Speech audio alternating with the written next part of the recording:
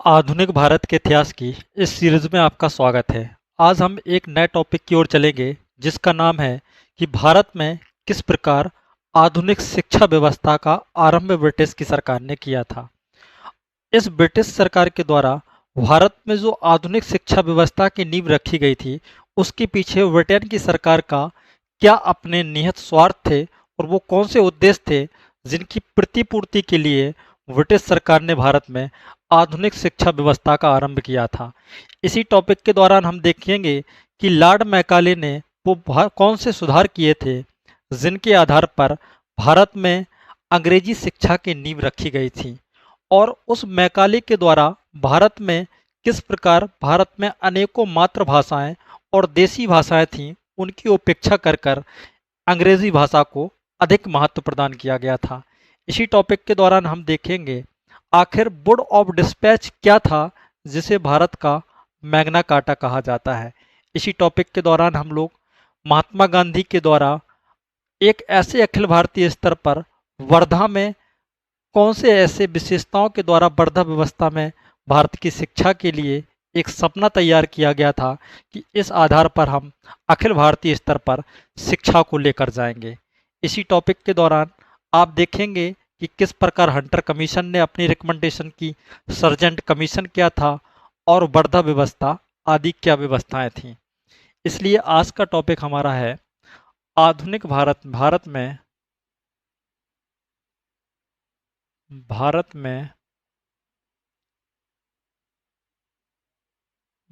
में आधुनिक शिक्षा व्यवस्था का विकास। जब हम ब्रिटेन का इतिहास भारत की ओर पढ़ते हैं तो आप हमेशा याद रखिएगा कि ब्रिटेन का इतिहास जो है वो दो फीचर्स में पढ़ा जाता है, दो पार्ट में पढ़ा जाता है। पहला पार्ट होता है कि जब ब्रिटिश ईस्ट इंडिया कंपनी का भारत में शासन था, उस ब्रिटिश ईस्ट इंडिया कंपनी ने भारत में जो व्यवस्था लाई थी वो 1758 ईस्वी में ब्रिटिश ईस्ट इंडिया कंपनी का भारत से अंत हो गया था और डायरेक्ट ब्रिटेन की सरकार भारत में अपना नियंत्रण स्थापित कर ली थी और वो भारत के सारे कार्यों को अपने हाथों में नियंत्रित कर चुकी थी। इसलिए हम इस व्यवस्था में देखेंगे इस क्लास के दौरान कि भारत में आधुनिक शिक्षा व्यवस्था की नींव कैसे पड़ी।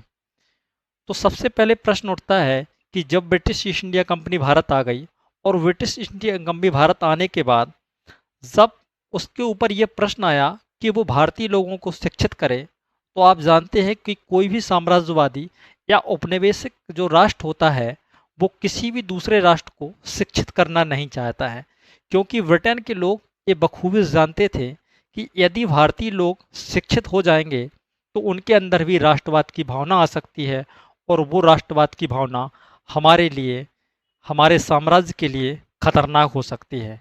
लेकिन तब भी प्रश्न उठता है कि ब्रिटिश सरकार ने आखिर भारतीय लोगों को शिक्षित करने की प्रेरणा क्यों दी और भारत में कुछ स्कूल, कॉलेजेस या विश्वविद्यालय आखिर क्यों स्थापित किए।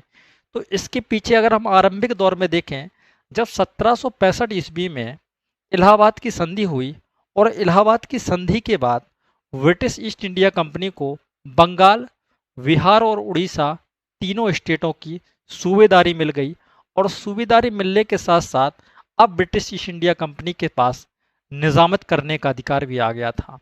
जब निजामत करने का अधिकार आ गया तो ब्रिटेन के जो लोग थे वो भारतीय कानूनों से और विधि विधानों से परिचित नहीं थे, क्योंकि ब्रिटेन के लोग चूँकि इंग्लिश भाषी थे और भारत में सामान्यतः फारसी और हिंदी और संस्कृत भाषा का बोलबाला रहा था।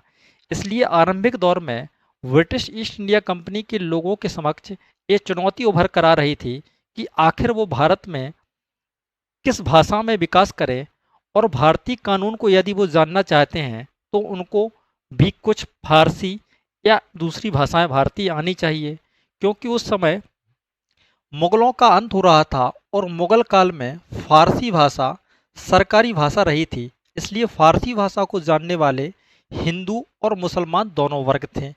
इसलिए कंपनी के समक्ष जो चुनौती थी वो चुनौती ये थी कि यदि भारत में कानून व्यवस्था लागू करना है, लोगों के बातों को सुनना है, उनकी चुनौतियों को सुनना है, उनकी समस्याओं को चुनना है, तो हमें भी फारसी और हिंदी भाषा सीखनी होगी।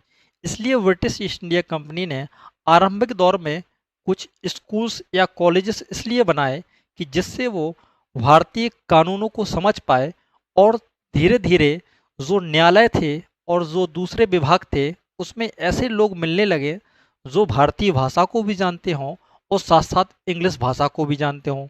तो ब्रिटेन से उससे लाभ क्या होगा कि वो भारतीयों से अपना समन्वय स्थापित कर पाएंगे और दूसरी भाषाओं के साथ भी अपना तादात्म्य स्थापित कर पाएंगे।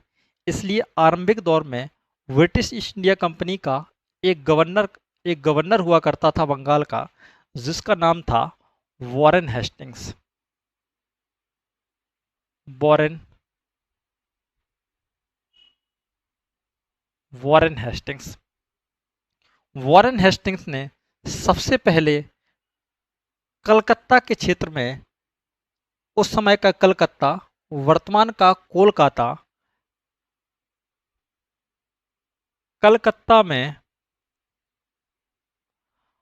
1781 ईस्वी में 1781 ईस्वी में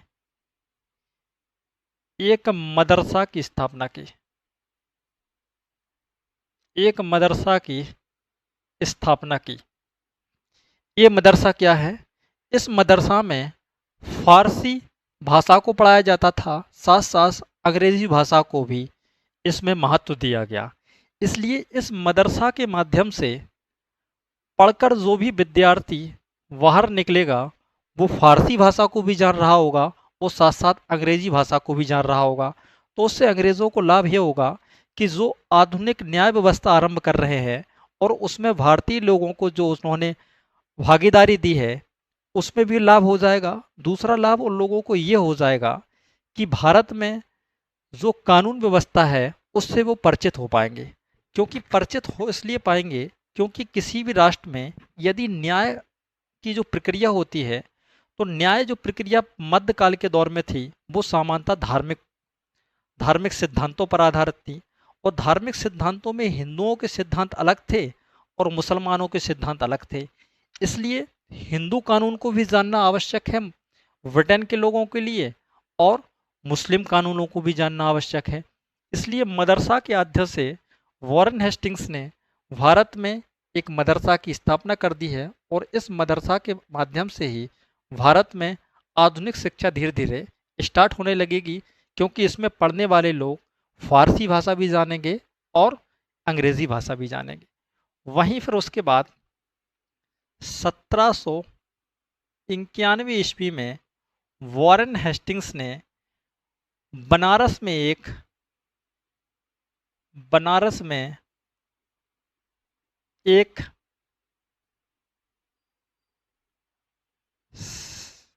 संस्कृत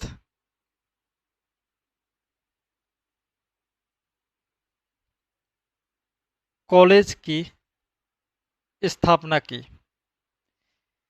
ये जो संस्कृत कॉलेज था या संस्कृत स्कूल था, इसमें एक अंग्रेज हुआ करते थे जिनका नाम था Jonathan Duncan. Jonathan Duncan Duncan के डंकन के प्रयासों से एक और संस्कृत कॉलेज की स्थापना हो गई। और भारत में अब संस्कृत कॉलेज की जो स्थापना हुई थी इसमें क्या हो रहा था, इसमें संस्कृत भाषा के साथ साथ अंग्रेजी भाषा का भी विकास किया जा रहा था। इसलिए अंग्रेज़ों को एक तरफ तो फारसी भाषा का विकास करके और फारसी भाषा जानने का अवसर मिल रहा था। इसलिए वो धीरे धीरे भारत के फारसी अर्थात इस्लामिक कानून से भी परिचित हो रहे थे और यहाँ से संस्कृत कॉलेज के माध्यम से वो संस्कृत और दूसरी भारतीय भाषाएं भी सीख पा रहे थे। और इनसे लाभ क्या हो रहा था, इन लोगों को छोटे क्लर्क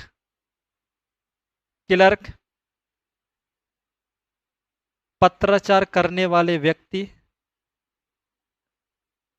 व्यक्ति व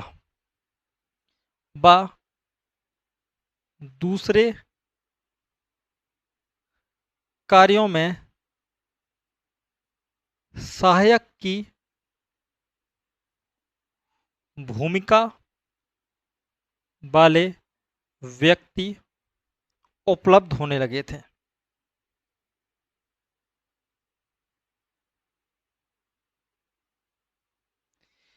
इन दो स्कूलों के माध्यम से यद्यपि भारतीय भाषाओं का ही विकास हो रहा था, लेकिन ये जो विकास हो रहा था, ये अंग्रेज अपने निजी स्वार्थ में भारत की कानून व्यवस्था को जानने के लिए इन सब नाटकों को वो कर रहे थे, जिसमें मदरसा और संस्कृत कॉलेज की भूमिका महत्वपूर्ण हो गई। और ये संस्कृत कॉलेज भारत के कई दूसरे शहरों में भी खोले जा रहे थे, आगरा आदि शहरों में। इसी स्तर पर आप देखेंगे, समय था 1798-99 ईस्वी, या मान लीजिए 1800 ईस्वी। 1800 ईस्वी में भारत में एक गवर्नर जनरल आया था, जो सहायक संधि के लिए बहुत प्रसिद्ध था। लॉर्ड वेलेजली ने वेलेजली ने फोर्ट विलियम कॉलेज की नींव रखी थी।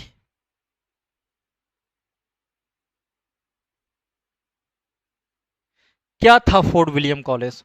तो फोर्ट विलियम कॉलेज इसलिए बनाया गया था कि ब्रिटेन से जो भी सिविल सेवक भारत में आते थे, उन सिविल सेवकों को इसमें प्रशिक्षित किया जाता था। और इसमें प्रशिक्षित करने का अर्थात ट्रेनिंग कराने का उद्देश्य ये था कि धीरे धीरे वो भारतीय भाषाओं को जान सकें, भारतीय देसी भाषाओं के साथ साथ वो भारत की उस कल्चर से परिचित हो पाए, जिस कल्चर के माध्यम से वो भारत में राज करना चाहते थे।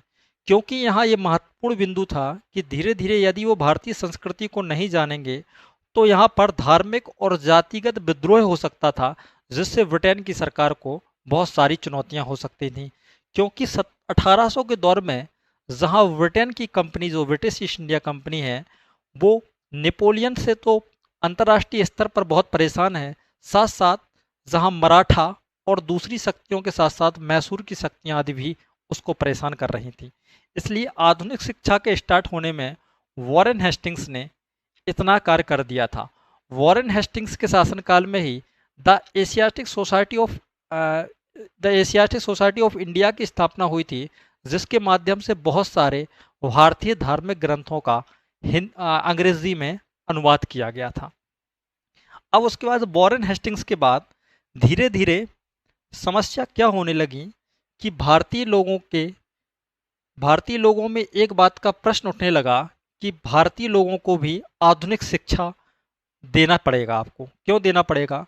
क्योंकि आपको पता होना चाहिए कि 1730 के आसपास में या 1720 के आसपास में भारत में राजा राम मोहन राय बहुत सक्रिय थे। और राजा राम मोहन राय और भारत के बहुत सारे विद्वान जो थे, वो कहीं ना कहीं पाश्चात्य शिक्षा का या आंग्ल शिक्षा के समर्थन कर रहे थे। वो ये कह रहे थे कि भारत में भी आप आधुनिक शिक्षा लाइए, और उस शिक्षा का माध्यम आप अंग्रेजी या मातृभाषा भी कर सकते हैं, लेकिन भारतीय लोगों को आप आधुनिक शिक्षा से परिचित कराइए। क्योंकि ब्रिटेन की कंपनी भारत में राज कर रही है और भारत से राजस्व वसूल कर रही है, इसलिए ब्रिटेन की कंपनी का ही प्राथमिक दायित्व ये होता है कि आप भारतीय लोगों को शिक्षित करिए। इसलिए सामान्यतः ब्रिटिश ईस्ट इंडिया कंपनी पर इस बात का प्रेशर पड़ रहा था कि वो भारतीय लोगों को शिक्षित करे, लेकिन कंपनी ये कभी नहीं चाहती थी कि उसके राजस्व का 1% हिस्सा भी भारतीय लोगों के शिक्षा पर व्यय हो। क्यों हो? क्योंकि ब्रिटेन की कंपनी एक प्राइवेट कंपनी है, और कोई भी व्यक्ति जो उसमें अपना हिस्सा दे रहा है, वो ये नहीं चाहेगा कि मेरे लाभ का 1% किसी ऐसी जगह पर खर्च हो जिसका ब्रिटेन को कोई फायदा ना हो। लेकिन धीरे धीरे समय आया 1813 ईस्वी। 1813 ईस्वी 1813 ईस्वी की एक्ट भारतीय शिक्षा के इतिहास में एक बहुत बड़ा महत्वपूर्ण रोल प्ले करती है। आखिर 1813 की वो एक्ट क्या थी, जिस एक्ट के द्वारा भारत में पहली बार ब्रिटिश ईस्ट इंडिया कंपनी ने इस बात को स्वीकार किया कि वो भारतीय लोगों पर शिक्षा के व्यय के लिए 1 लाख रुपए खर्च करेगी। सोचिएगा आप कि भारत की पॉपुलेशन बहुत अधिक है और ब्रिटेन की सरकार भारत में, British East India Company Bharat के एक बहुत बड़े भू राजनीतिक क्षेत्र पर अपना नियंत्रण स्थापित की है और उससे भू राजस्व की वसूली कर रही है। लेकिन तब भी ब्रिटेन की सरकार ने 1813 ईस्वी में मात्र 1 लाख रुपए भारतीय शिक्षा पर व्यय करने का अपना उद्देश्य बनाया। तो 1813 ईस्वी की एक्ट।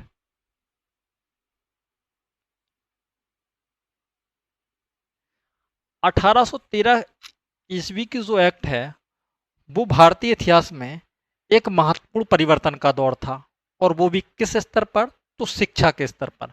शिक्षा के स्तर पर यह महत्वपूर्ण परिवर्तन क्यों है? क्योंकि 1813 ईस्वी में पहली बार ब्रिटेन की सरकार के द्वारा या ईस्ट इंडिया कंपनी के द्वारा भारतीय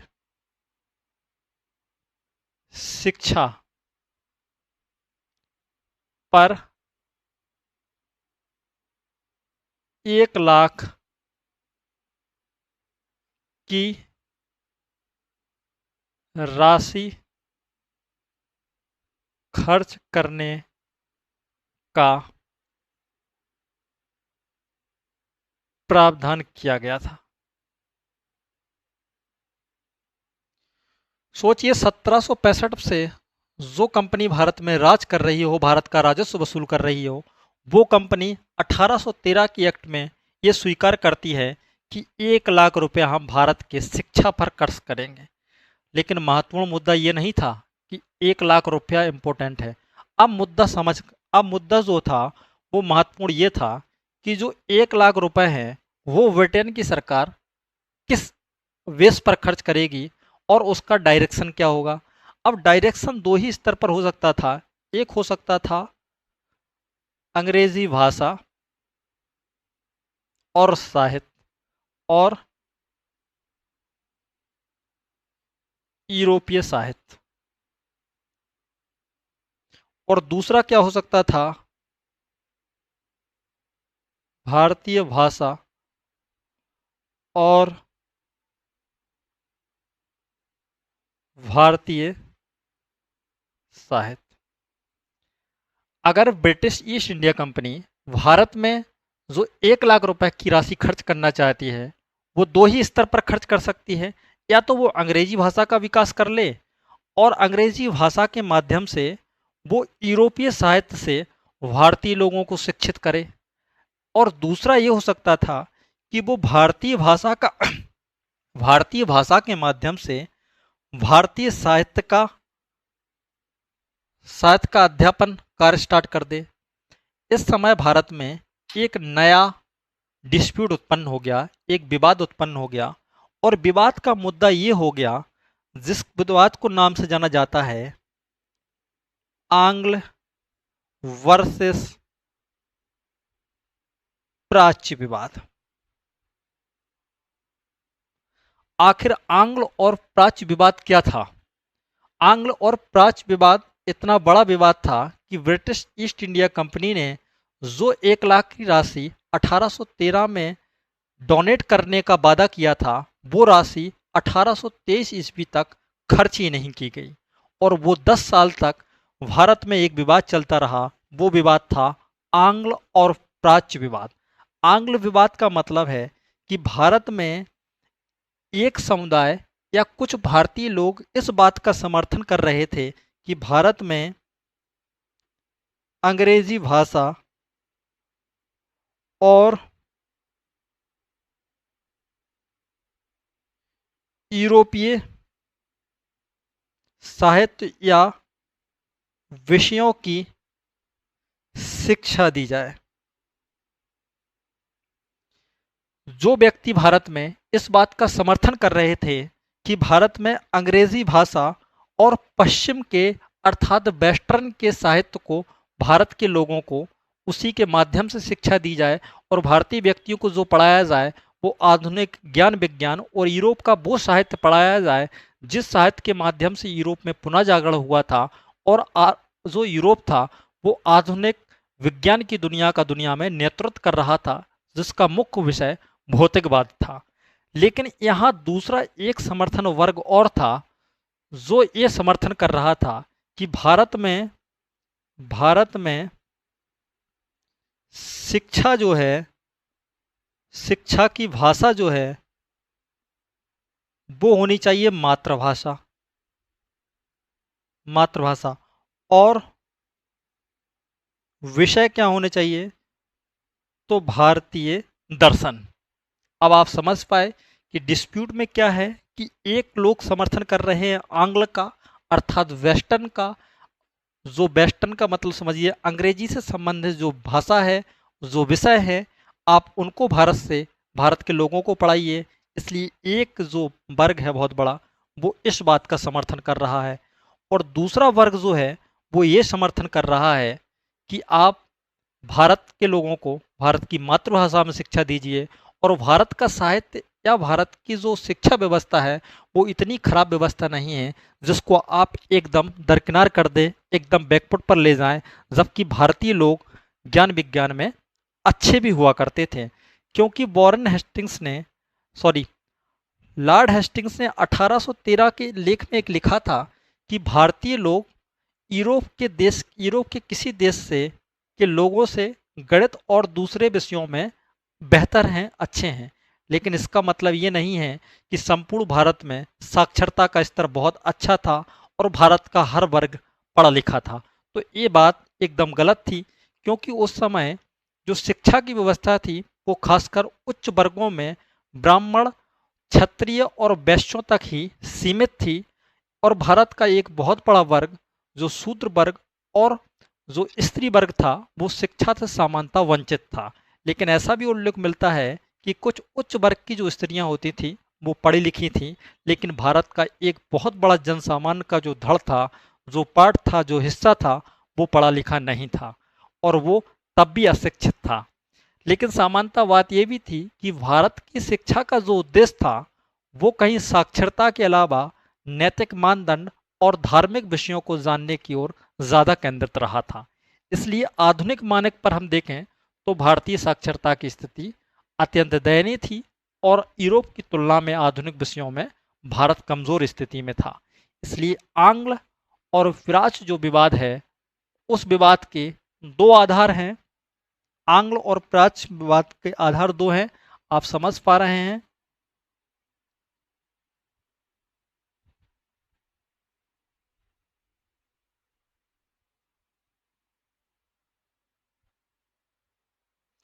आंग्ल और प्राच्य के जो आधार हैं वो कौन कौन से हैं, तो आंग्ल वर्सेस प्राच्य। तो आधार जो डिस्प्यूट के हैं, जो विरोध के जो आधार हैं वो दो ही है। एक है भाषा को लेकर और दूसरा है विषय को लेकर। ऐसा नहीं है कि जो भारतीय भाषा का समर्थन कर रहे हैं वो सिर्फ भारतीय लोग हैं। बहुत सारे अंग्रेज जो है, वॉरेन हेस्टिंग्स भी ये चाहता था भारत में कि भारतीय भाषा में ही शिक्षा दी जाए, भारत की मातृभाषा बेहतर भाषाएं हैं। इसलिए आप देखिए कि विषयों को लेकर भी डिस्प्यूट है। और आप सोचिए कि 1813 ईस्वी में जो 1 लाख की राशि थी वो 1 लाख की राशि खर्च ही नहीं की गई। और इसी के आधार पर 1823 ईस्वी में एक सार्वजनिक शिक्षा समिति का गठन किया गया था। ये गठन किस लिए हुआ था? इस गठन का उद्देश्य यही था कि आंग्ल और प्राच्य विवाद को सुलझा दिया जाए। लेकिन भारत में आंग्ल और प्राच्य भाषा को लेकर ये विवाद चलता रहा और ये विवाद 1833 और 1835 तक चलता रहा। और इस विवाद का जो अंत था वो भारत में लॉर्ड मैकाले ने कर दिया। लॉर्ड मैकाले ने इन सब बातों का अंत कर दिया और भारत में आप देखेंगे कि किस प्रकार उसने अंग्रेजी भाषा को महत्व प्रदान कर दिया और भारतीय भाषाओं को उसने एकदम नगण्य और निरर्थक चीज़ें बताकर उसको ख़त्म कर दिया और भारत में कुछ नई व्यवस्था को लागू किया। इसलिए हम लोग आगे मैकाले की ओर चलेंगे।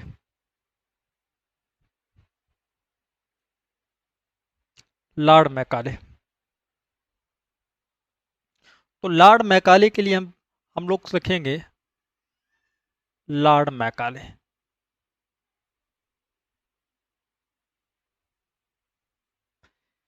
अब हम इसमें पढ़ेंगे आखिर लॉर्ड मैकाले क्या था, लॉर्ड मैकाले कौन था, और लॉर्ड मैकाले ने वो कौन सी भारत में व्यवस्था आरंभ कर दी थी जिसका विरोध भारत में आधुनिक काल तक वर्तमान में भी आप देख सकते हैं कि भारत का एक बहुत बड़ा जो वर्ग है वो लॉर्ड मैकाले का विरोध करता रहा है।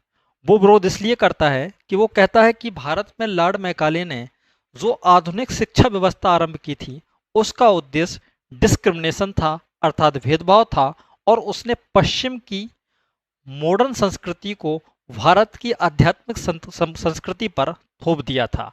क्योंकि लोग ऐसा आरोप लगाते हैं कि भारत जहां अध्यात्म की दुनिया में एक बहुत बड़ा नेता था, वहीं पश्चिम जो था वो पूर्ण रूप से भौतिकवाद का समर्थन करता था, और भौतिकवाद किसी भी चीज का अंत नहीं हो सकता है। अंत जो होता है जीवन में वो अंततः जो अध्यात्म की होता है। इसलिए एक कहानी प्रचलित है कि भौतिकवाद का अंत और अध्यात्म के अंत में, अध्यात्म के अंतर में बहुत से भेदभाव होते हैं, और व्यक्ति का जो अंत होता है वो सामान्यतः अध्यात्म की ओर बेहतर होता है। एक भारत के बहुत बड़े फिलोसफर हुए हैं, उन्होंने अपनी एक डायरी में एक स्टोरी क्रिएट की है, स्टोरी को लिखा है। उन्होंने लिखा है कि कुछ बच्चे थे, और बच्चे जो थे वो एक नदी के किनारे, रेत के किनारे खेलने लगे, और खेलते खेलते उन बच्चों ने उसी रेत से अपने घर बना लिए, और उसी रेत में अपनी अपनी बाउंड्री बना ली, और अपने अपने क्षेत्र निर्धारित कर लिए कि ये क्षेत्र मेरा है, ये क्षेत्र मेरा है, ये क्षेत्र आपका है। सभी लोगों ने घर बना लिए थे, और वो बच्चे आपस में ही चोर सिपाही और दूसरे खेल खेल रहे थे। होता क्या था कि यदि एक बच्चा दूसरे बच्चे के घर पर पैर रख देता था तो सब मिलकर उसको पीट देते थे। क्योंकि सामान्यतः हमारी जो आधुनिक न्याय व्यवस्था है वो भी सामान्यतः ऐसी ही होती है। क्यों होती है? क्योंकि आप देखते हैं कि जब कोई सार्वजनिक चौराहे पर कोई चोर पकड़ा जाता है तो सभी लोग उसको मिलकर पीटते हैं। क्यों पीटते हैं? क्योंकि वो जानते हैं कि हो सकता है कल ये चोर हमारी तिजोरी को भी साफ कर सकता है। इसलिए उस चोर के लिए पूरे सार्वजनिक रूप से समूह पूरा एकत्रित हो जाता है और उसको पीटता है। जो बच्चे नदी के किनारे खेल रहे थे वो खेलते रहे, और उन्होंने अपना पूरा एक सिस्टम बना लिया था। लेकिन वो बच्चे ये नहीं जानते थे कि हो सकता है कभी शाम भी हो जाएगी। तभी अचानक संध्या हो गई और सूर्य अस्त होने वाला था। तभी एक व्यक्ति गया और एक व्यक्ति ने उनको आवाज़ दी कि चलो बच्चों, संध्या हो गई है और आपके माँ बाप आपको घर से बुला रहे हैं। तभी वो बच्चे जिस घर के लिए और जिस रेत के लिए एक दूसरे को मारपीट कर रहे थे, वो बच्चे उन्हीं घरों को तोड़ दिए और वो घर चले गए, और फिर वो बच्चे उस रेत के मैदान में कभी नहीं पहुंचे। यही सामान्यता मानवीय जीवन में भी होता है। ये बड़े बड़े पद, प्रतिष्ठान, ये व्यक्तित्व कुछ समय के लिए होता है और उसके बाद उसका अंत हो जाता है, और एक दिन बुलावा आता है और व्यक्ति की सारी भौतिक क्षमता यहीं रह जाती है। इस प्रकार की जो भौतिकवाद और अध्यात्मवाद का जो अंतर था वो भारतीय संस्कृति और वेस्टर्न की संस्कृति में रहा था। क्योंकि जो पश्चिम की संस्कृति थी वो प्योर रूप से भौतिकवाद का समर्थन कर रही थी, और भारतीय संस्कृति जो थी वो अध्यात्म का समर्थन कर रही थी। इसलिए भारत का एक बहुत जो बड़ा वर्ग जो है वो ये चाहता है कि भारत में जो शिक्षा की जो व्यवस्था हो वो मातृभाषा में हो, और भारतीय विषय जो है वो पढ़ाए जाए। इसलिए मैकाले को ब्रिटेन की सरकार के द्वारा 1833 ईस्वी में, 1833 से 34 ईस्वी में गवर्नर जनरल की काउंसिल में नियुक्ति मिली, और नियुक्ति मिलने के बाद मैकाले ने 1835 ईस्वी में, 1835 ईस्वी में एक एक विस्तृत विस्तृत विवरण प्रस्तुत किया। लॉर्ड मैकाले ने 1813 के बाद चले आ रहे उन सारे विषयों का अंत कर दिया और एक नया विकल्प दिया। सबसे पहले उसने क्या किया, जो विवाद चल रहा था आंग्ल वर्षित प्राच्य का, उसने आंग्ल स्वीकार किया और प्राच्य भाषा को उसने नकार दिया। लॉर्ड मैकाले ने कहा था और अपनी डायरी में ऐसा नोट भी लिखा था कि संपूर्ण भारत और अरब का साहित्य यूरोप की एक पुस्तकालय की एक अलमारी में रखी हुई एक किताब के बराबर भी नहीं हो सकता है। आप समझिए कि लॉर्ड मैकाले कह रहा है कि संपूर्ण भारत और अरब का अगर साहित्य आप मिला भी देते हैं तो उस साहित्य की जो उपयोगिता है वो ब्रिटेन के या यूरोप के एक पुस्तकालय में रखी हुई एक अलमारी की बुक्स के बराबर भी इस शिक्षा या इस संपूर्ण साहित्य का महत्व नहीं था। लॉर्ड मैकाले इतना घमंडी और ब्रिटेन की खासकर पश्चिमी शिक्षा का इतना बड़ा समर्थक था कि उसने भारत की और अरब की संपूर्ण साहित्य को उसने नकार दिया। उस मैकाले ने भारत के उस साहित्य को नकार दिया जिस साहित्य को महात्मा बुद्ध के द्वारा अनंत छड़ियों में विकसित किया गया था।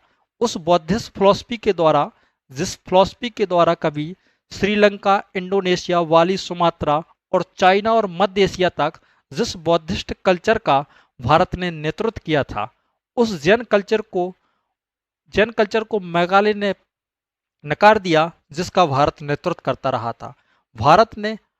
मैकाले ने भारत के उस साहित्य को भी नकार दिया जो भारत में हिंदू धर्म में उपनिषद और गीता के माध्यम से, वेद और वेदांग के माध्यम से सदियों से प्रचलित था। उसने कहा ये सारी कहानियां गलत हैं और भारत का जो साहित्य रहा है वो सामान्यतः राजा महाराजाओं का साहित्य रहा है, जिसमें भारत का साहित्य में कहा जाता है कि कोई राजा इतना लंबा हुआ करता था जिसके 4 हाथ हुआ करते थे। ऐसी ऐसी झूठी कहानियां भारत के साहित्य में लिखी हैं, ऐसा मैकाले ने दावा किया।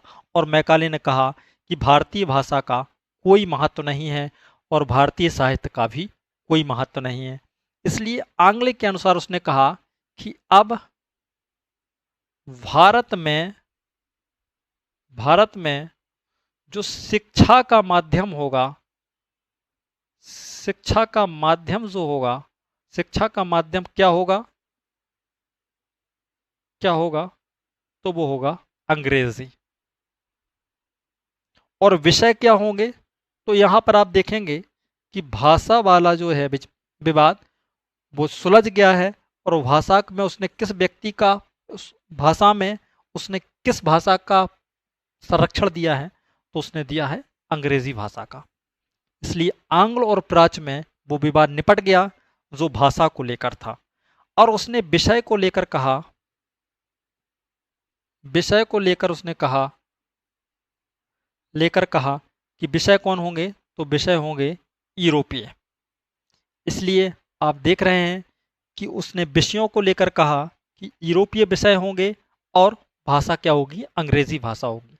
इसलिए आप देखेंगे कि अंग्रेजी भाषा की अब स्थापना होने लगे। अंग्रेजी भाषा से संबंधित छोटे छोटे स्कूल, विद्यालय प्राथमिक स्तर पर खोले जाने लगे और धीरे धीरे भारतीय भाषाओं के स्थान पर अंग्रेजी भाषा का महत्व बढ़ने लगा था।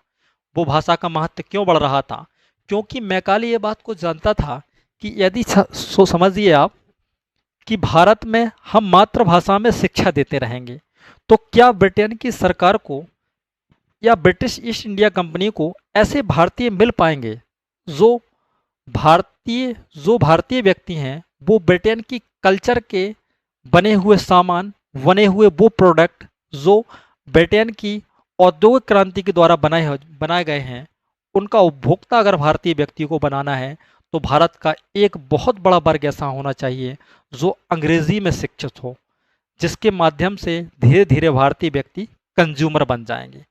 इसलिए लॉर्ड मैकाले ने भारत में एक ऐसा वर्ग पैदा कर दिया जो तत्कालीन स्थिति में ब्रिटेन का बहुत बड़ा समर्थक रहा।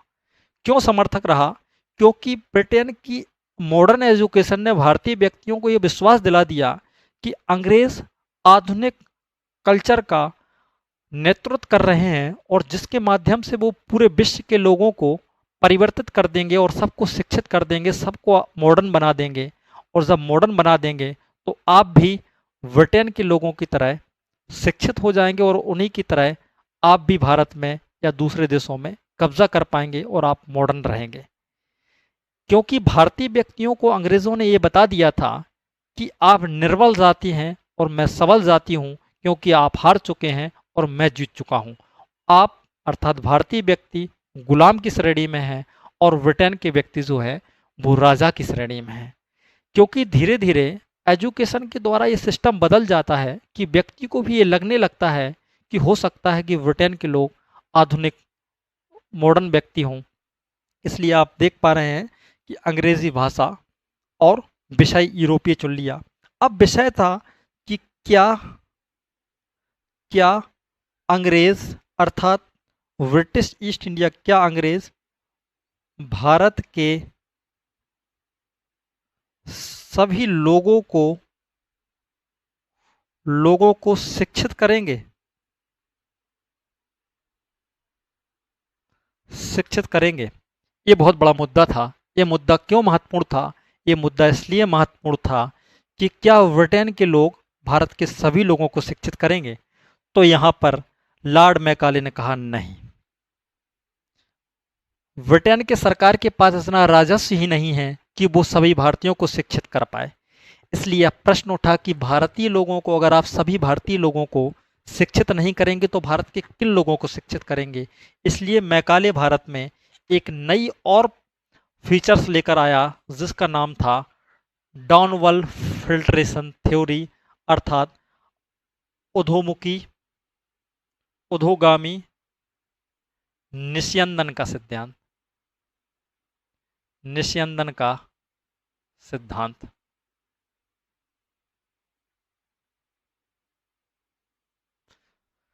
अधोमुखी निस्यंदन का सिद्धांत क्या है? अर्थात अंग्रेजी में इसको बोलते हैं डाउनवल फिल्ट्रेशन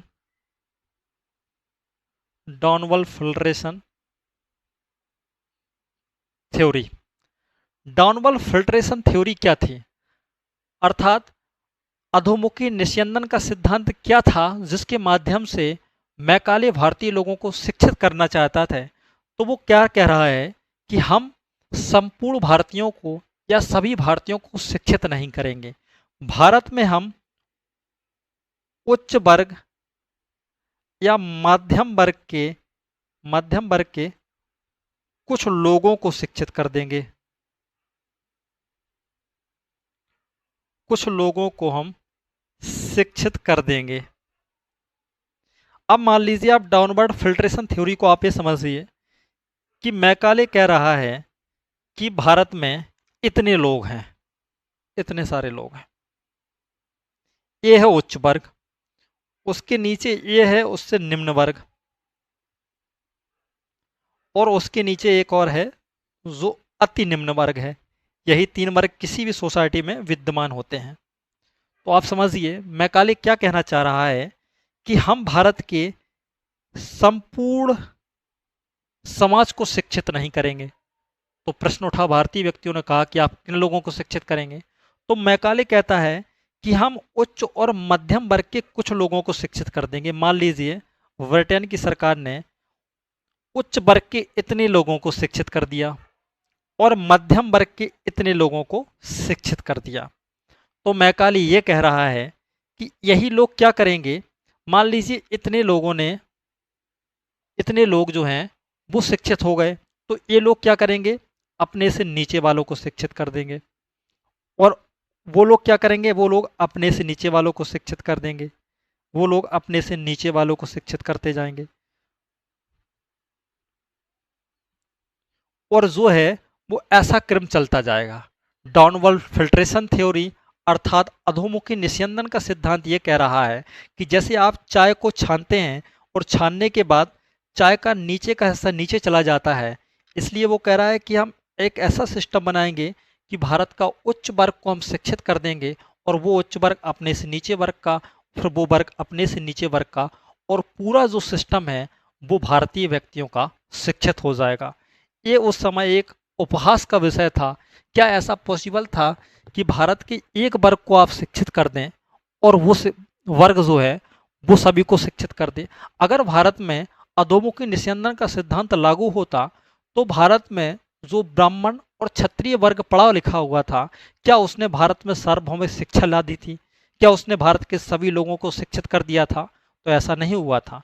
क्योंकि आप देखिएगा कि 1911 ईस्वी में भारत में 84 लोग और 84% लोग अर्थात 84% लोग जो हैं वो अशिक्षित हैं और 16% लोग जो हैं वो शिक्षित हैं।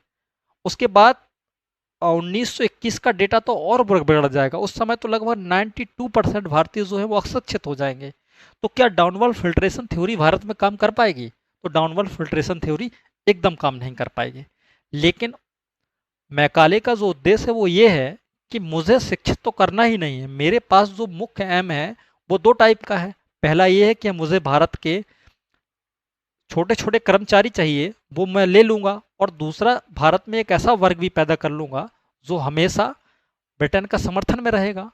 क्योंकि प्रश्न ये उठता है कि जब ब्रिटिश सरकार भारत में आ गई है और अब ब्रिटेन के जो लोग भारत में आए हैं तो धीरे धीरे जो गवर्नमेंट नौकरी थी जो राजा महाराजाओं के यहाँ लोगों की थी वो धीरे धीरे समाप्त होती जा रही थी। जब समाप्त होती जा रही थी तो भारत का एक बहुत बड़ा वर्ग जो था, जो बेरोजगार था, उसको भी तो रोजगार चाहिए था। और रोजगार किस माध्यम में मिल रहा है? तो रोजगार का माध्यम अंग्रेजी है, अंग्रेजी शिक्षा है। ब्रिटेन की चाटुकारिता करनी पड़ेगी आपको। इसलिए जो ब्रिटिश लोग हैं वो लोग हमेशा यही चाहते हैं कि ब्रिटेन के द्वारा शिक्षित व्यक्ति ही है जो भारत में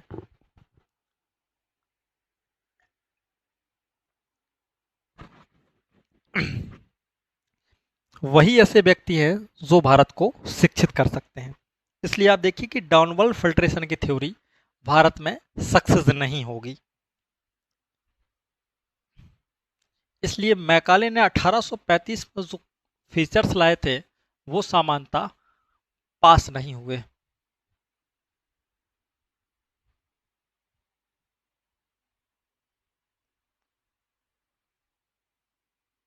अब भारत में धीरे धीरे मैकाले की शिक्षा आरंभ कर दी गई, और मैकाले की शिक्षा आरंभ करने के बाद जो मैकाले ने जो सिद्धांत दिए थे उस पर धीरे धीरे भारत के ब्रिटेन की सरकार ने काम करना स्टार्ट कर दिया। लेकिन भारत के लोगों को इसमें बहुत सफलता नहीं मिली और भारत का एक बहुत बड़ा वर्ग आज भी अशिक्षित रहा और उससे डाउनवर्ड फिल्ट्रेशन थ्योरी एकदम फेल हो गई।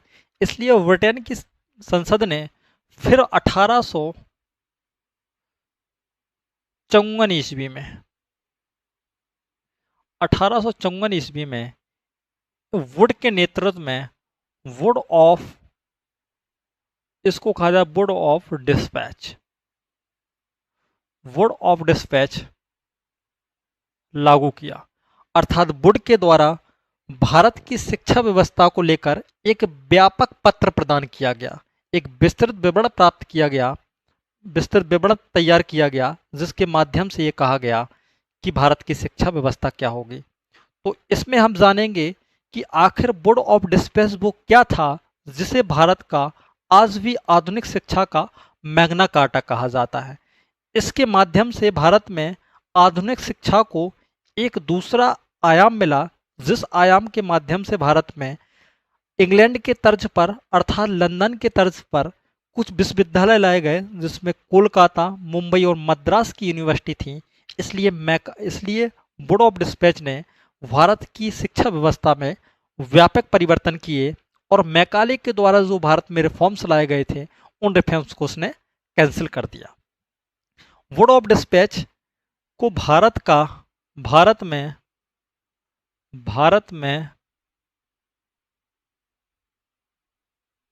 में आधुनिक शिक्षा का मैग्ना कार्टा कहा जाता है। आखिर मैग्ना कार्टा क्यों कहा जाता है, इसके पीछे क्या उद्देश्य हैं, तो आप देखिएगा कि इसने क्या कहा। सबसे पहले इसने मैकाले के द्वारा प्रारंभ किया गया डाउनवर्ड डाउनवर्ड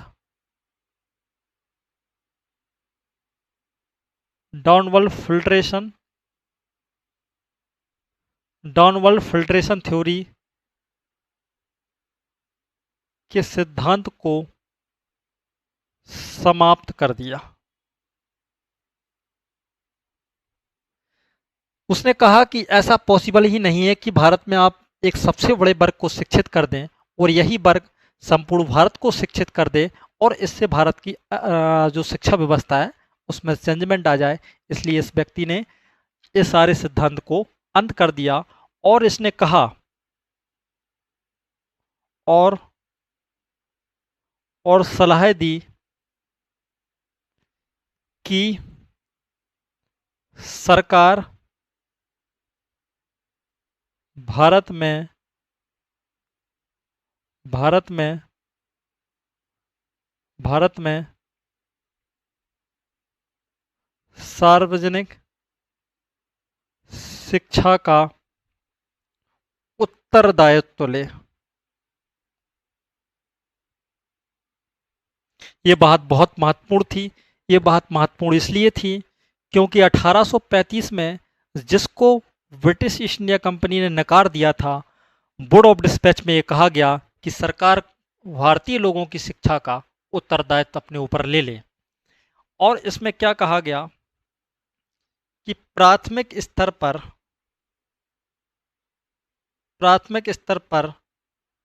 शिक्षा का माध्यम मातृभाषा रहेगी।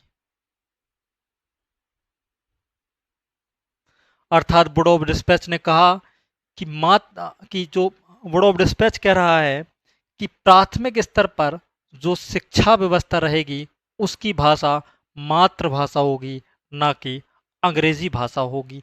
क्यों होगी? क्योंकि भारत का अधिकांश व्यक्ति अंग्रेजी से दूर दूर तक वाकिफ नहीं है। इसलिए भारतीय व्यक्तियों को आप शिक्षित करना चाहते हैं तो आपको मातृभाषा में शिक्षा देनी होगी। इसलिए मातृभाषा में जब शिक्षा देनी होगी तो इसी के स्तर पर आप देखिए कि मातृभाषा में शिक्षा देने के लिए अब कई छोटे छोटे स्तर, अब क्या बोलते हैं, क्षेत्रीय स्तर पर स्कूलों की स्थापना की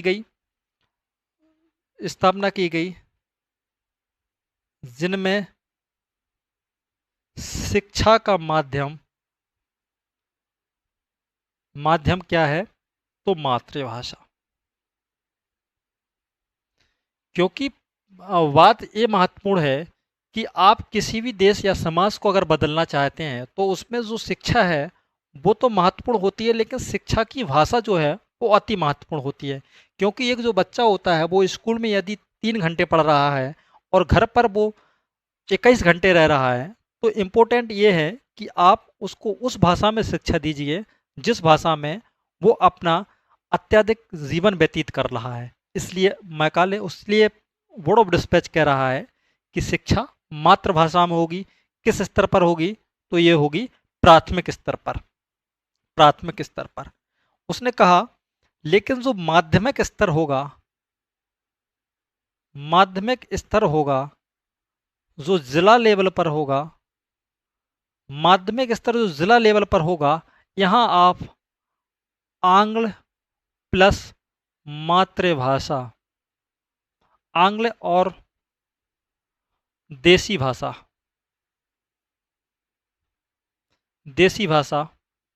में दे सकते हैं। अर्थात वो कह रहा है कि जो क्या बोलते हैं प्राथमिक स्तर है उसकी भाषा क्या होगी? तो उसकी भाषा जो होगी वो मातृभाषा होगी, अर्थात देसी भाषा होगी। लेकिन जो जिला स्तर पर जो स्कूल बनाए जाएंगे उनकी जो भाषा होगी उसमें आप अंग्रेजी भी दे सकते हैं और उनकी मातृभाषाएं या देसी भाषा जो है उसके माध्यम से भी आप शिक्षा दीजिए। इसी बोर्ड ऑफ डिस्पैच ने रिकमेंडेशन की कि लंदन के तर्ज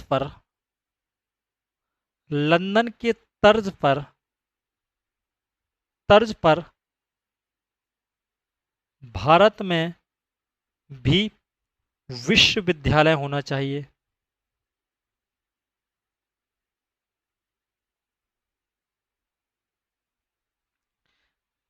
भारत में ऐसा पहला एक्ट आया है जिस एक्ट ने कहा है कि आधुनिक स्तर पर लंदन में जिस प्रकार के विश्वविद्यालय निर्मित किए गए हैं, उस स्तर के विश्वविद्यालय भारत में भी निर्मित किए जाने चाहिए।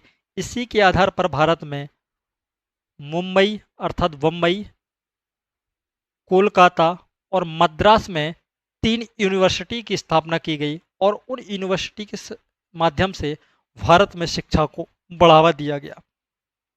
इसी घोषणा में और देखिए,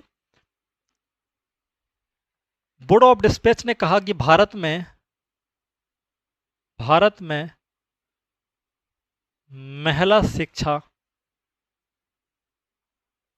का विकास होना चाहिए, महिला शिक्षा को बढ़ावा मिलना चाहिए। दूसरा उसने कहा कि व्यावसायिक शिक्षा भी मिलनी चाहिए। व्यवसाय, यहाँ महत्वपूर्ण महिला शिक्षा है, क्योंकि अभी तक भारत में महिला शिक्षा पर ना तो ब्रिटेन की सरकार ने किसी प्रकार की रूपरेखा तैयार की थी, न ऐसी कोई रिकमेंडेशन की थी जिसमें यह कहा जाए कि भारत में महिलाओं को भी शिक्षित किया जाएगा। इसलिए बोर्ड ऑफ डिस्पैच को भारत का मैग्ना कार्टा कहा जाता है, क्योंकि बोर्ड ऑफ डिस्पैच के माध्यम से ये रिकमेंडेशन हुई कि भारत में महिला शिक्षा को भी बढ़ावा दिया जाए। क्योंकि अभी तक भारत की जो स्थिति रही थी, उसमें महिलाओं की जो एजुकेशन थी वो बहुत पिछड़ चुकी थी और भारत की अधिकांश महिलाएं अनपढ़ और अशिक्षित थीं। लेकिन बोर्ड ऑफ डिस्पैच ने एक रिकमेंडेशन की कि भारत में भी महिलाओं को शिक्षित किया जाना चाहिए। क्योंकि अभी आप ये समझिए कि ब्रिटेन की जो सरकार है वो ये नहीं चाहती है और ईस्ट इंडिया कंपनी भी ऐसा नहीं चाहती है कि कहीं हम भारत में महिलाओं की शिक्षा को अगर हम प्रोग्रेस करना चाहते हैं तो कहीं ऐसा ना हो कि भारत का एक बहुत बड़ा रूढ़िवादी वर्ग जो है वो कहीं हमारे विरोध में खड़ा हो जाए और एक बड़ा आंदोलन हो जाए जिससे हमारे समक्ष चुनौतियां आ जाएं। क्योंकि भारत में उस समय भी भारत में एक बहुत बड़ा वर्ग है जो इस बात की रूढ़िवादिता रखता है कि महिलाओं को शिक्षा नहीं दी जानी चाहिए। अब जब ये व्यवस्था आ रही है, उसी समय भारत में ईसाई धर्म का प्रचार करने वाले जो पादरी वर्ग है वो भी भारत में महिलाओं को शिक्षित करना चाहता है। उसके अंतर्निहित कारण जो भी हों, डजेंट मैटर बट ये ज़रूर है कि भारत में चाहे वो पादरियों के माध्यम से, चाहे ईसाई मशीनरियों के माध्यम से या बोर्ड ऑफ डिस्पैच के माध्यम से भारत में महिलाओं की शिक्षा हो, लेकिन उस शिक्षा को बढ़ाना अनिवार्य है। क्योंकि बोर्ड ऑफ डिस्पैच में ऐसी रिकमेंडेशन की गई हैं। उसी के तहत बोर्ड ऑफ डिस्पैच कह रहा है कि भारत में व्यावसायिक शिक्षा जो है उसका भी उसका भी बढ़ावा दिया जाना चाहिए। क्यों दिया जाना चाहिए? क्योंकि व्यक्ति के जीवन में एकमात्र उद्देश्य शिक्षा का सिर्फ शिक्षा हासिल करना ही नहीं है, बल्कि उससे व्यवसाय भी सुनिश्चित करना है जिससे वो व्यक्ति अपना पेट भर पाए। क्योंकि आप इसको अगर देखिएगा तो जब स्वामी विवेकानंद शिकागो में एक भाषण दे रहे थे और उस भाषण के बाद उनकी प्रसिद्धि बहुत ज़्यादा बढ़ गई, तो उनकी आत्मकथा लिखने वाले एक व्यक्ति हैं रोमोरोला। उन्होंने इस बात को कोड किया है कि विवेकानंद ने अपने एक कॉन्फ्रेंस में इस बात को कहा था। उस बात को इसलिए कहा गया था कि वहाँ पर एक महिला खड़ी हुई थी और उन्होंने स्वामी विवेकानंद से पूछा कि जब आप इतने योग्य हैं तो आप पहले जाइए भारतीय लोगों को शिक्षित करिए, ना कि आप अमेरिकन लोगों को शिक्षित करिए। क्योंकि आपका देश गुलाम है, अशिक्षित है, भूखा है, बेरोजगार है। तो आपकी शिक्षा की आवश्यकता भारतीय लोगों को है, ना कि अमेरिकन लोगों को। तो स्वामी विवेकानंद जी ने उसका आंसर दिया था कि मनुष्य के जीवन में सबसे पहले पेट होता है। जब मनुष्य का पेट भरा होता है तभी पेट भरने के बाद वो अपनी सारी क्रिया को मस्तिष्क की ओर ले जाता है। इसलिए आज भारत की जो स्थिति है वो स्थिति तत्कालीन स्थिति में अर्थात 1890 के आसपास की मैं कहानी बता रहा हूँ। उस समय भारतीय लोग अशिक्षित हैं, बेरोजगार हैं, भूखे हैं, जबकि अमेरिकन लोग आधुनिक शिक्षा को जानने के लिए आतुर हैं। इसलिए मैं अमेरिका में आया हूँ, ना कि भारतीय लोगों को शिक्षित कर रहा हूँ।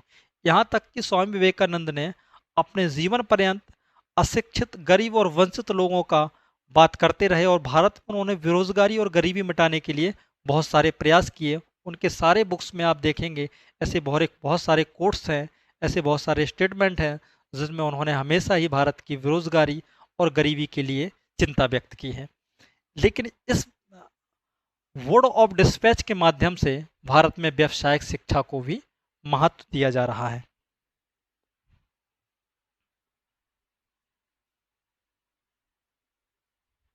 इसके बाद आप देखेंगे इसी क्लास में आगे वर्ड ऑफ डिस्पैच के बाद भारत में एक आएगा हंटर आयोग।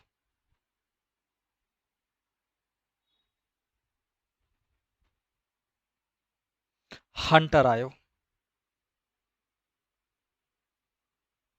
हंटर आयोग 1882 ईस्वी। क्या है हंटर आयोग?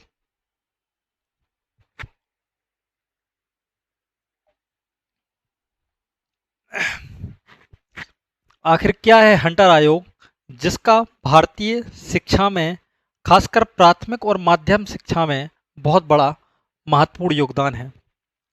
तो ब्रिटिश सरकार ने भारत में बोर्ड ऑफ डिस्पैच के माध्यम से जो प्राथमिक शिक्षा और माध्यमिक शिक्षा के विकास के प्रयास किए थे उसकी जांच के लिए, उसकी जांच के लिए जांच के लिए जांच के लिए हंटर आयोग का गठन किया। हंटर आयोग का गठन किया। इसलिए हंटर आयोग का जो उद्देश्य है वो क्या है? तो हंटर आयोग का उद्देश्य है खासकर प्राथमिक शिक्षा और माध्यमिक शिक्षा की स्थिति जानना, स्थिति और उसके लिए सिफारिशें प्रदान करना। इसलिए माध्यमिक शिक्षा हो या प्राथमिक शिक्षा हो, इसलिए हंटर आयोग ने प्राथमिक शिक्षा और माध्यमिक शिक्षा से संबंधित अपनी रिकमेंडेशन थी, उसकी रिकमेंडेशन इतनी महत्वपूर्ण नहीं है। उसने कहा कि प्राथमिक स्तर पर शिक्षा की स्थिति को आप बेहतर बनाना चाहते हैं तो मातृभाषा के साथ साथ आपको इस बात को भी देखना होगा कि भारत में वो कौन से कारण हैं जिससे आज भी शिक्षा का विकास नहीं हो पाया है। क्योंकि भारत का अधिकांश वर्ग गरीब है और गरीब होने के कारण भारत में ड्रॉप आउट की समस्याएं भी बहुत ज़्यादा होती हैं। बच्चे स्कूल तक नहीं पहुंच पाते हैं। खासकर महिलाओं की जो शिक्षा होती है बच्चों के स्तर पर, उनमें उनका विकास नहीं हो पाता है क्योंकि भारत की अधिकांश जनसंख्या जो है बेरोजगार है, अशिक्षित है, इसलिए वो स्कूल तक आ ही नहीं पाते हैं। इसलिए प्राथमिक स्तर पर बहुत सारी रिकमेंडेशन की, माध्यमिक शिक्षा पर बहुत सारी रिकमेंडेशन की। दो चीज़ें और आप नोट कर लीजिए। एक कर लीजिए पंजाब विश्वविद्यालय, पंजाब विश्वविद्यालय और इलाहाबाद विश्वविद्यालय 1882 और 1887। पंजाब विश्वविद्यालय कब बना? तो पंजाब विश्वविद्यालय 1882 ईस्वी और इलाहाबाद विश्वविद्यालय 1887 ईस्वी में बनाए गए। और ये भारतीय जो आधुनिक मॉडर्न शिक्षा है उसके विकास में महत्वपूर्ण भूमिका निभाते जा रहे हैं। लेकिन आप ये समझिएगा कि ये जो विकास हो रहा है, ये आप जो विकास का जो बेस पढ़ रहे हैं वो आप ब्रिटेन की शिक्षा, ब्रिटेन की जो सरकार है उसको महत्वपूर्ण भूमिका दे रहे हैं। लेकिन भारत में छिपा हुआ एक दूसरा फीचर्स भी है। एक दूसरा फीचर्स कौन सा है? दूसरा फीचर्स वो है कि भारत में जो आधुनिक शिक्षा का विकास हो रहा है वो तीन माध्यम से चल रहा है। एक माध्यम है कि ब्रिटेन की जो गवर्नमेंट है वो रिकमेंडेशन दे रही है, वो सुझाव दे रही है, उसके माध्यम से भारत में चाहे ब्रिटिश ईस्ट इंडिया कंपनी हो या क्राउन का शासन हो, वो भारत में बहुत सारी रिकमेंडेशन कर रहे हैं और सुधार का एक दौर चल रहा है जिसके माध्यम से भारत में शिक्षा व्यवस्था चल रही है और धीरे धीरे विकास हो रहा है। लेकिन भारतीय शिक्षा में आधुनिक जो शिक्षा व्यवस्था है उसमें जो सबसे महत्वपूर्ण योगदान दे रहे हैं वो दे रहे हैं ईसाई मिशनरी। क्योंकि ईसाई मिशनरियों ने भारत के उस क्षेत्र को पकड़ा है, जैसे अनुसूचित जनजातियों का क्षेत्र है, पहाड़ी क्षेत्र है, भारत का रूरल क्षेत्र है, उस क्षेत्र में जो ईसाई मिशनरी हैं वो कार्य कर रहे हैं और लोगों को शिक्षित कर रहे हैं। यद्यपि उनका जो निहित कारण है वो उनका धर्म परिवर्तन कराना है और उनके मूल धर्म से चेंज करके उनको क्रिश्चियन बनाना है। एक उनका ये कारण बहुत महत्वपूर्ण है कि आप उनको ईसाई बना रहे हैं, लेकिन उनका जो दूसरा कारण है वो शिक्षित करना है। और उस शिक्षा का माध्यम क्यों बन रहा है? क्योंकि आप देखिए कि जो ईसाइयों का जो वर्ग है वो बेरोजगारों के लिए कार्य कर रहा है, वो चिकित्सा के लिए कार्य कर रहा है, वो गरीबी दूर करने के लिए कार्य कर रहा है। वो उन क्षेत्रों में काम कर रहे थे जहाँ की जो जनसंख्या थी या जहाँ के जो लोग थे वो आधुनिक हिंदू धर्म का हिस्सा अधिकांश नहीं बन पाए थे। क्योंकि अनुसूचित जनजातियों की एक बहुत बड़ी संख्या ऐसी थी जो सामान्यतः हिंदू धर्म से परे थी, लेकिन वो हिंदू धर्म को मानने वाले लोग थे, लेकिन उनका पूर्ण रूप में हिंदूकरण नहीं हुआ था। इसलिए ईसाई मिशनरियों ने उस स्तर पर बहुत अधिक धर्म परिवर्तन कराया। लेकिन धर्म परिवर्तन कराने के साथ साथ कुछ आधुनिक स्कूल कॉलेजेस भी खोले, जिससे भारत में आधुनिक शिक्षा का विकास हुआ। और भारत में एक दूसरा वर्ग भी है जो राष्ट्रवादियों का वर्ग है। राष्ट्रवादी भी भारतीय शिक्षा को लागू करना चाहते हैं, क्योंकि वो ये बात जान चुके हैं कि ब्रिटेन जो भारत में शिक्षा कर व्यवस्था ला रही है उसमें भारतीयों की उपेक्षा हो रही है। और उपेक्षा होने के नाते भारत के जो राष्ट्रवादी वर्ग है उस राष्ट्रवादी वर्ग ने भी कुछ स्कूल्स कॉलेजेस बना रखे हैं। उन स्कूल्स कॉलेजेस की मदद से वो भारतीय शिक्षा का विकास कर रहे हैं, उससे भी भारत के लोग शिक्षित हो रहे हैं। इसलिए जो हम यहाँ पढ़ रहे हैं वो केवल हम ब्रिटेन की सरकार को देखकर ही पढ़ रहे हैं, लेकिन एक ऐसा बहुत बड़ा वर्ग है जो वहाँ भी शिक्षा को लेकर सक्रिय है। इसलिए हंटर आयोग के बाद आप देखेंगे कहा गया विश्वविद्यालय आयोग। विश्वविद्यालय आयोग, अब विश्वविद्यालय आयोग क्यों महत्वपूर्ण हो जाते हैं? क्योंकि आप देखेंगे कि जैसे ही भारत में इंडियन नेशनल मूवमेंट स्टार्ट हुआ और भारत में एक अखिल भारतीय स्तर पर कांग्रेस जैसी संस्था आ गई थी। यद्यपि कांग्रेस से पहले भी भारत में कुछ क्रांतिकारी संगठन बन चुके थे जिनके माध्यम से भारत के जो लोग हैं वो ब्रिटेन का विरोध कर रहे थे। लेकिन एक अखिल भारतीय स्तर पर कांग्रेस ने भारत के लोगों के जो मुद्दे थे वो राष्ट्रीय लेवल पर रखना आरंभ कर दिए थे। इसलिए धीरे धीरे भारत के राष्ट्रवाद को एक दिशा मिल रही थी। दिशा मिलने के साथ साथ भारत के लोगों में राष्ट्रवाद का विकास हो रहा था। जब राष्ट्रवाद का विकास हो रहा था तो आप ये समझिएगा कि राष्ट्रवाद के विकास होने में जो सबसे बड़ी भूमिका थी वो कॉलेजेस और विश्वविद्यालयों की होने लगी थी। क्योंकि कुछ कॉलेज जो आधुनिक राष्ट्रवादियों ने खोल रखे थे उसमें वो शिक्षा देते थे और शिक्षा का जो विषय होते थे उसके साथ साथ वो ये भी बताते थे कि किस प्रकार ब्रिटेन भारत का शोषण कर रही है। इसलिए आप समझिए कि भारत का एक जो बड़ा वर्ग है, जो विद्यार्थी वर्ग है, वो स्कूलों कॉलेजेस के माध्यम से राष्ट्रवाद का एक नया आयाम सीख रहा है। और जब नया आयाम सीख रहा है तो उस समय एक गवर्नर जनरल आया जिसका नाम था कर्जन, लॉर्ड कर्जन।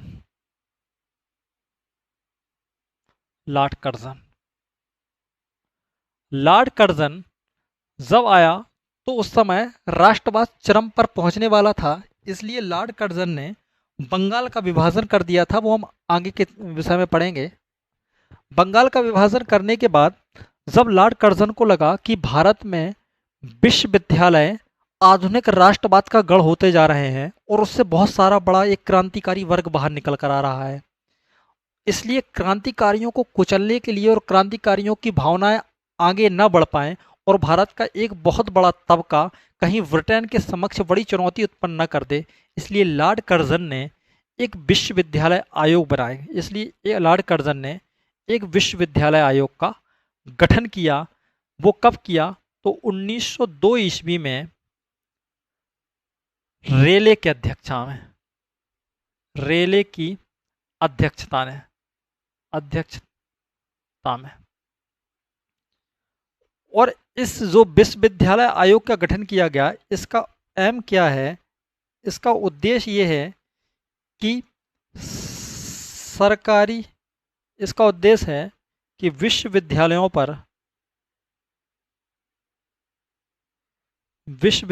पर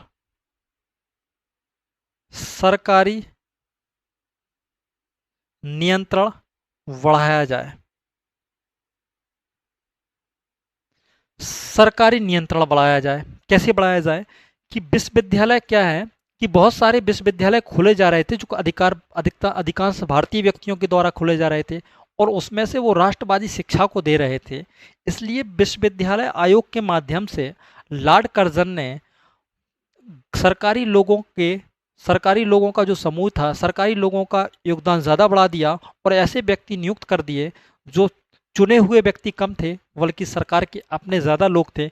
और इसने बहुत सारे रिकमेंडेशन ऐसे बहुत सारे सुझाव दिए और ऐसे नियम कानून बना दिए गए जिससे विश्वविद्यालयों को अनुमति नहीं मिलती थी, उन पर बहुत सारे प्रकार के रिस्ट्रिक्शंस लगा दिए और विश्वविद्यालयों को दबाने की कोशिश की गई। इसलिए राष्ट्रवादियों ने इस विश्वविद्यालय आयोग का बहुत विरोध भी किया।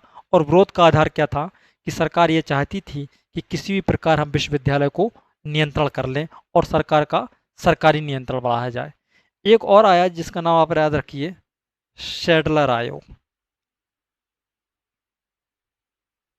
सैडलर आयोग कब आया? 1917 ईस्वी में। और ये खासकर किससे संबंधित था? तो ये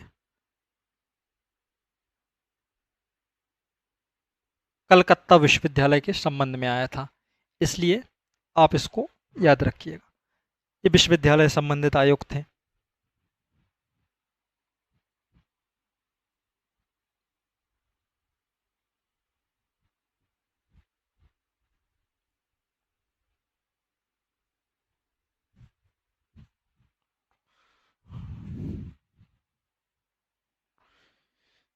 दो चीजें और पढ़नी है, हटोंग आयोग और वर्धा सम्मेलन।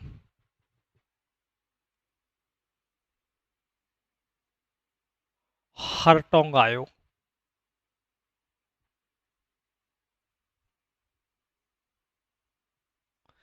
क्या है? हरटोंग आयोग, हरटोंग आयोग भारत में 1929 ईस्वी में लाया गया। 1929 ईस्वी में हार्टोंग आयोग का जो एम है वो क्या है, उद्देश्य क्या है? तो उद्देश्य है भारत में प्राथमिक शिक्षा व्यवस्था का मूल्यांकन और माध्यमिक शिक्षा का मूल्यांकन, और आपने रिकमेंडेशन देना।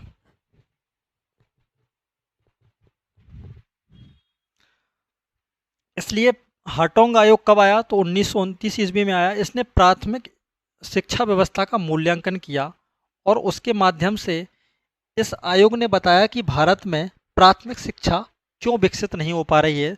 तो इसने बताया उसके समक्ष कुछ चुनौतियां हैं, और अगर आप इन चुनौतियों को कंट्रोल कर लेते हैं तो भारत में प्राथमिक शिक्षा को बढ़ाया जा सकता है। इसलिए इस चुनौतियों में उसने कहा कि भारत में प्राथमिक स्तर पर बच्चों की ड्रॉप आउट की दर बहुत अधिक है।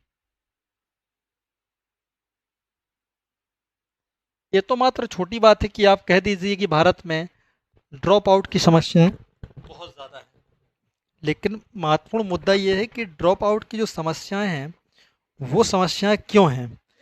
तो इसने कहा कि भारत में ड्रॉप आउट की समस्या इसलिए है क्योंकि गरीबी बहुत ज़्यादा है, बेरोजगारी बहुत ज़्यादा है, शिक्षा का प्रसार और जागरूकता कम है। इसलिए प्राथमिक स्तर पर जो रिकमेंडेशन कर रहा है हार्टोंग कमीशन, वो क्या कर रहा है, वो कह रहा है कि भारत में जो प्राथमिक स्तर पर जो समस्याएं हैं भारत में, कि प्राथमिक शिक्षा आखिर क्यों आगे नहीं बढ़ पा रही है, जबकि हमने देशीय भाषा और मातृभाषा के स्तर पर भी उसको लागू किया है। तो उसके सामने उसने बताया कि गरीबी, बेरोजगारी और शिक्षा का प्रसार प्रसार करने की उतने आधुनिक संसाधन नहीं हैं जिसके माध्यम से भारत में प्राथमिक शिक्षा को बढ़ावा दिया जा सके। इसलिए उसने माध्यमिक स्तर पर भी उसने बताया कि माध्यमिक स्तर पर जो सबसे बड़ी समस्या है वो है मैट्रिकुलेशन परीक्षा की, अर्थात हाई स्कूल की।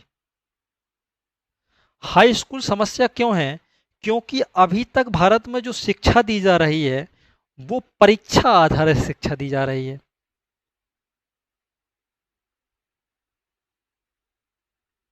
परीक्षा आधारित शिक्षा दी जा रही है, ना कि शिक्षा का उद्देश्य नैतिक है, व्यवसायिक है, ऐसे उद्देश्य नहीं है, बल्कि भारत में जो शिक्षा दी जा रही है वो खासकर परीक्षा ओरिएंटेड है, एग्जाम ओरिएंटेड है, कि आप परीक्षा पास कर लीजिए और उस परीक्षा के माध्यम से आप शिक्षित हो जाएंगे। इसी के संदर्भ में उसने कहा कि भारत में जो विषयों का विषयों का विविधीकरण कम है। विविधीकरण कम क्या है? उसने कहा कि माध्यमिक स्तर पर जो विषय लेने की जो चॉइस है वो कम है, और चॉइस कम होने के कारण लोग एक तो मेट्रिकुलेशन हाई स्कूल में फेल हो जाते हैं और उनको रुचि भी नहीं बढ़ती है। इसलिए उसने रिकमेंडेशन की कि आप माध्यमिक या हाई स्कूल स्तर पर संगीत, गृह विज्ञान, खेल, कला, साहित्य आदि के और नए विषय लाइए, जिससे लोगों का इंटरेस्ट बढ़े और उस इंटरेस्ट के माध्यम से वो लोग आगे बढ़ पाएं। उसके बाद आप देखिएगा, ये उसने रिकमेंडेशन दी, किसने दी? तो हार्टोंग आयोग ने। हार्टोंग आयोग के बाद भारत में ये व्यवस्था चलती रही।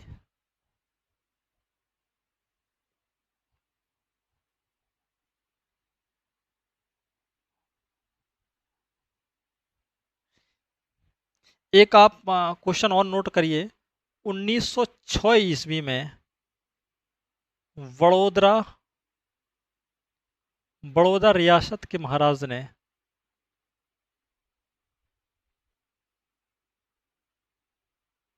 बड़ोदरा के गायकवाड़ों ने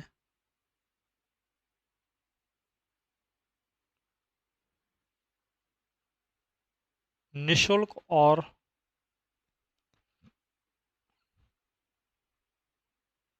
अनिवार्य शिक्षा लागू की थी।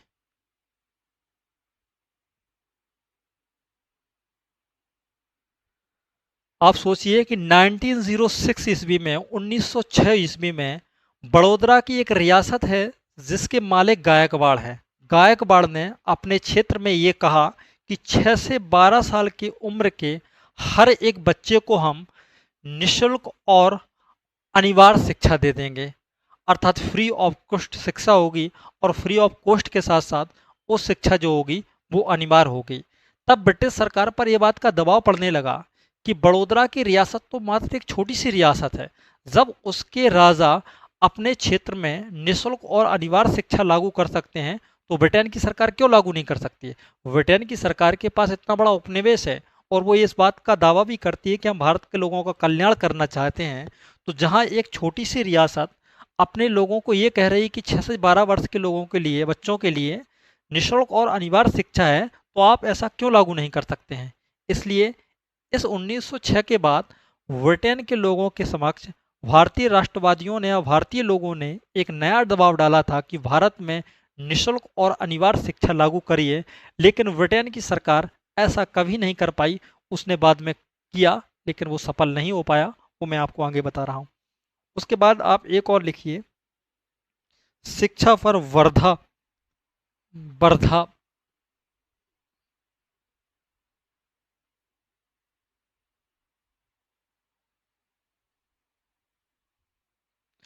वर्धा शिक्षा पर वर्धा समिति।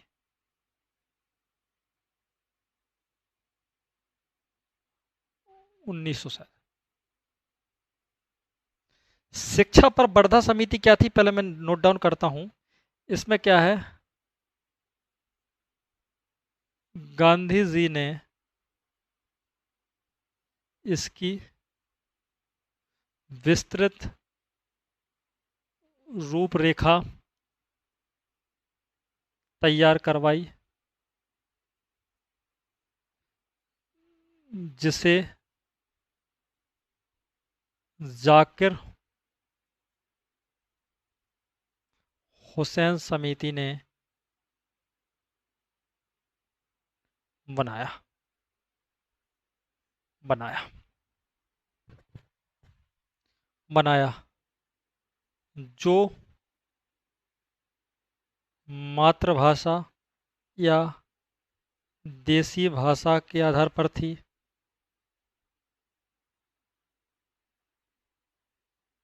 आधार पर थी, जो जो व्यवसाय जो व्यवसाय आधारित थी,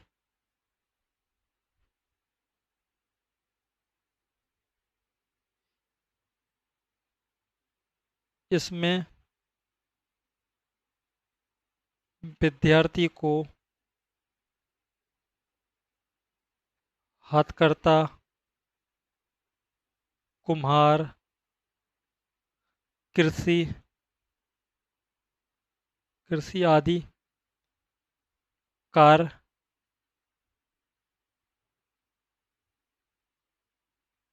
सिखाए जाते थे,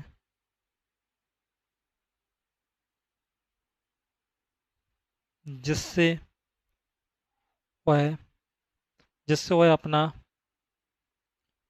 व्यक्तिगत जीवन निर्वाह कर सके और इसी की कमाई से स्कूल चल सके। अर्थात क्या था वर्धा समिति? इसको महाराष्ट्र के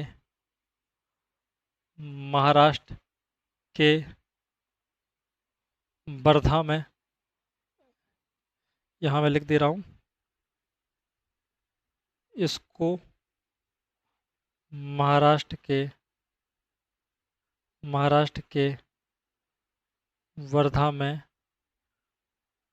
लागू किया गया था। 7 वर्ष तक निःशुल्क और अनिवार्य अनिवार्य अर्थात वर्धा व्यवस्था में या वर्धा समिति में महात्मा गांधी ने भारत में अखिल भारतीय स्तर पर भारत में शिक्षा क्या होनी चाहिए, इस पर एक रूपरेखा प्रस्तुत की। और इस रूपरेखा के माध्यम से महात्मा गांधी ने एक व्यापक योजना बनाई, जिसके माध्यम से वो भारत के लोगों को शिक्षित कर पाए।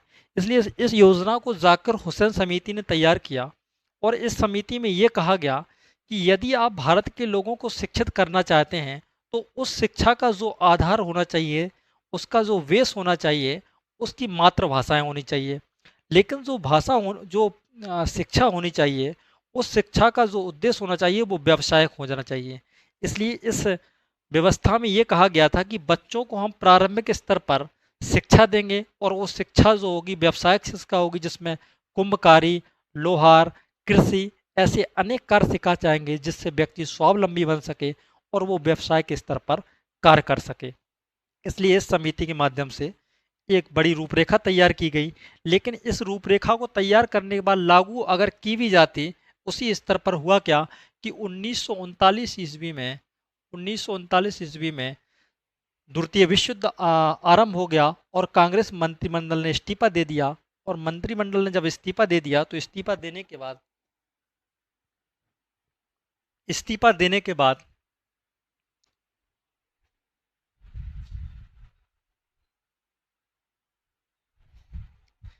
इस्तीफा देने के बाद समस्या ये हुई कि ये जो व्यवस्था थी, इतनी बड़ा जो आयाम था, वो ठंडे बस्ते में चला गया और इस पर किसी भी प्रकार का कोई कार्य नहीं हो पाया।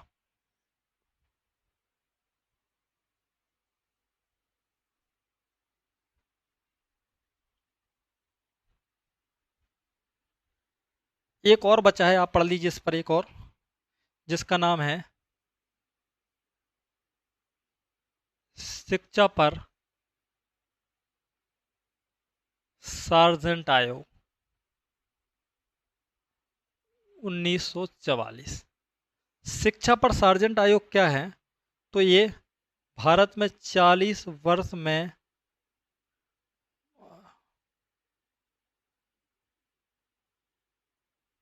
भारत को